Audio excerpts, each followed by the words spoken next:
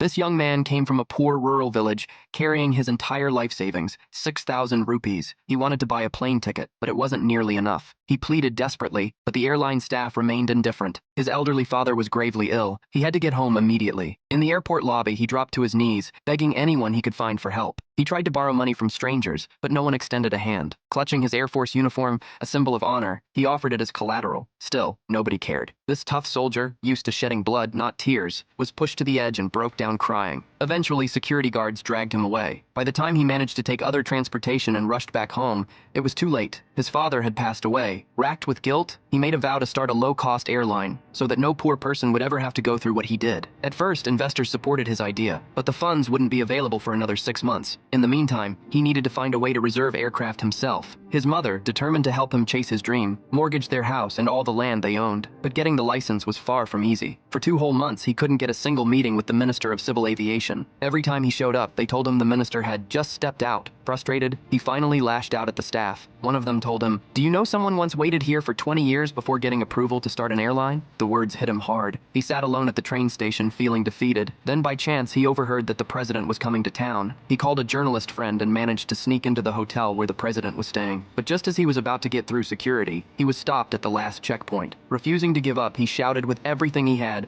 "I want to start a low-cost airline." That cry caught the president's attention. Moved by the man's story and determination, the president helped him secure the license. But just as things were finally looking up, he found himself up against powerful elites. The Civil Aviation Authority suddenly changed the rules. They demanded blueprints for Boeing aircraft, and without them, they threatened to ground his planes. It was clear, this wasn't bureaucracy, it was sabotage.